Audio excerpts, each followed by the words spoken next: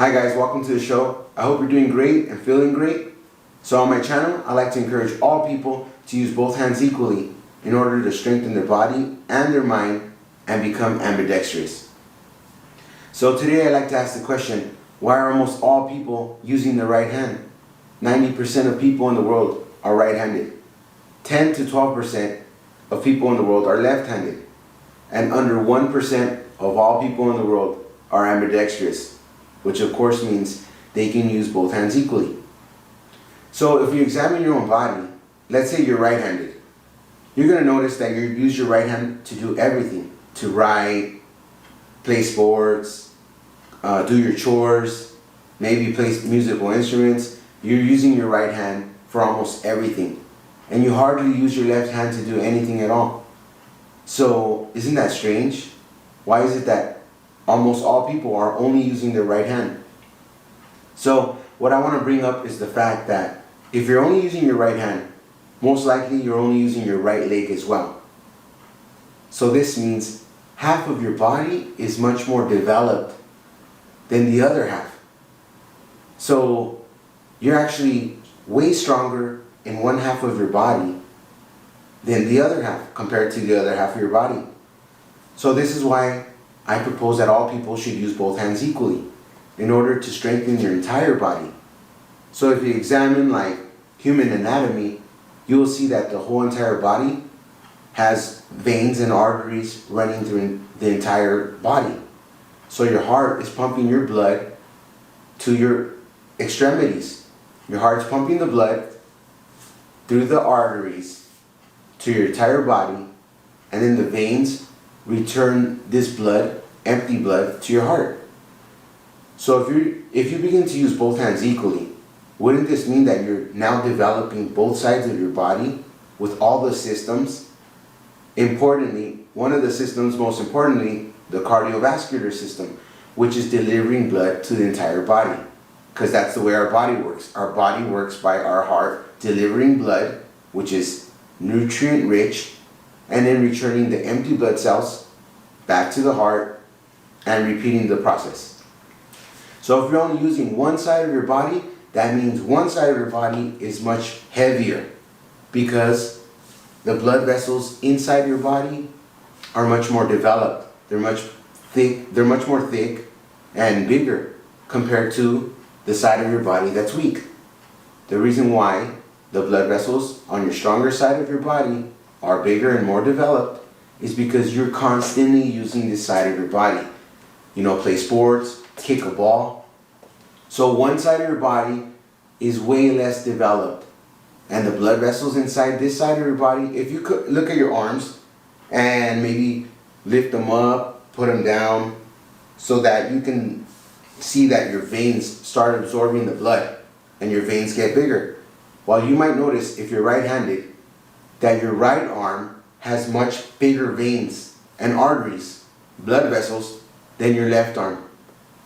And this is one of the reasons, let's say you're right-handed and you never used your left arm growing up, and now you're older and you only use your right arm.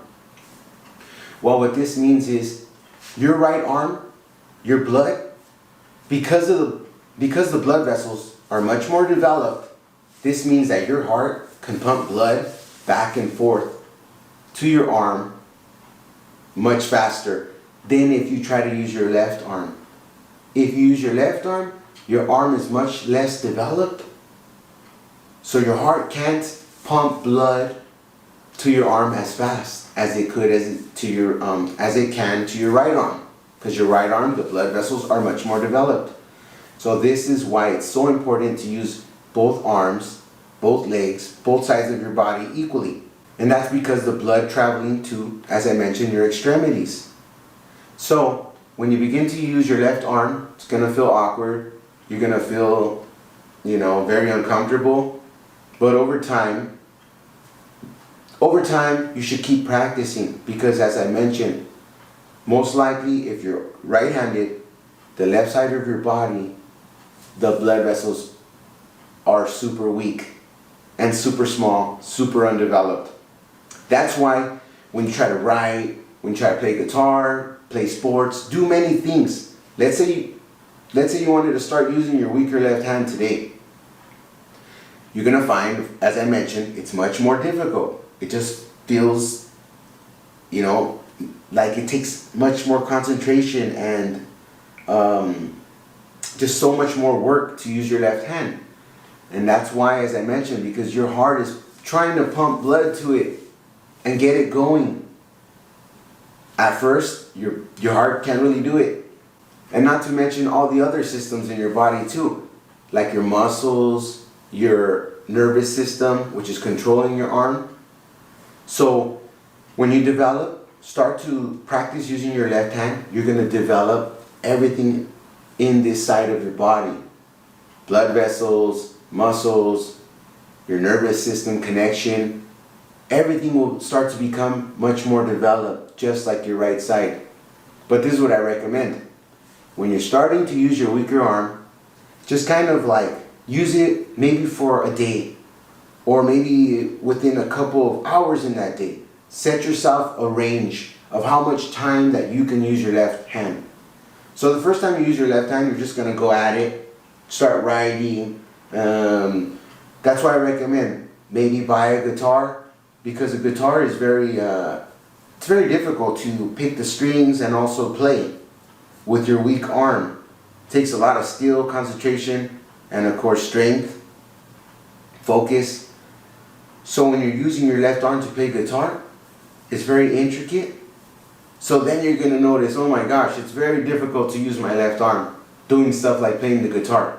But I really recommend playing the guitar because how intricate it is. How much skill you have to possess in your left arm. If you're left-handed, vice versa, try to get a guitar that's right-handed so you can also practice, developing your fine motor skills of your hands. So when you start using your left hand, the first day that you're going to do it, measure how long you can use your left hand, because you don't want to burn out. You don't want to try to start using your left hand for like a month straight just because you want to get it going. Although we want to strengthen our weaker arm to be as strong as our dominant arm, we must be patient because you don't want to push yourself. This is the first time you're using your weaker arm, so you have to get a feel for it. Just don't want to, run out the gate trying to make it happen. So what I recommend is, at first when you use your left or right weaker arm, whatever your weaker arm is, when you're first going to use it, make a goal of how long you're going to use it. Or just test how long you can actually use your left hand. When you start to feel that your left hand is, oh my gosh, I feel tired and I can't do this anymore, well, that's when you switch back to your stronger hand. Right or left hand, whatever is your weak hand, and you're using it, switch back to your stronger hand. So that's what I recommend. If you're going to start using your hand, just kind of do it at a good pace. Don't push yourself. And when you're done, you feel like, oh my gosh, I can't do this anymore, switch back to your right hand. So I recommend doing all your important stuff with your stronger hand. So let's say you fill out a job application, or maybe you're at school taking classes. Try to do most of your work with your stronger hand. And when you have time, start to use your weaker hand.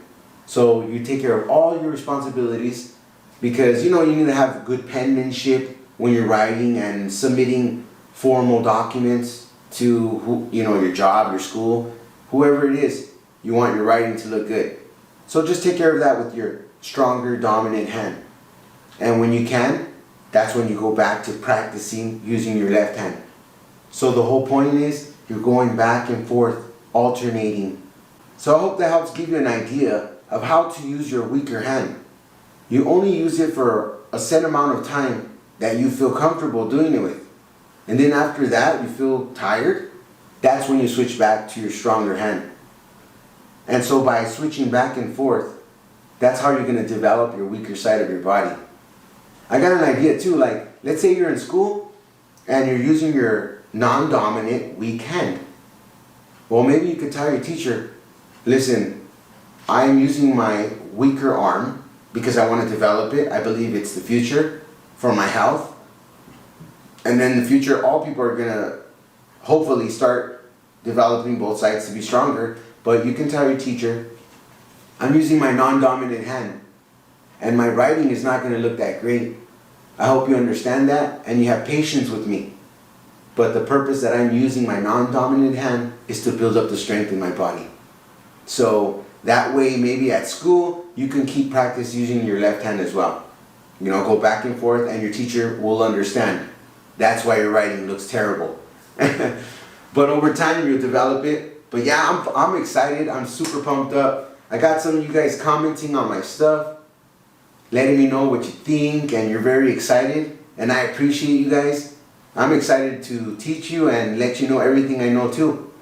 Like I said too, check out my books, because my books have so much information in them, discussing not only like how to practice not only using both hands, but also how to use both hands, how long to use both hands, and I also discuss all the organs in our body, how they come in pairs, and how it makes sense to use both hands equally.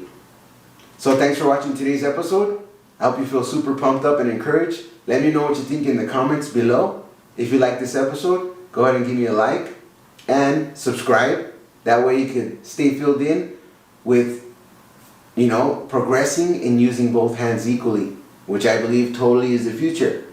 No, hardly anyone talks about this, but I believe it's the answer to having ultimate health and possibly living longer. So thanks for watching, and I'm going to see you guys on the next episode. Have a nice day.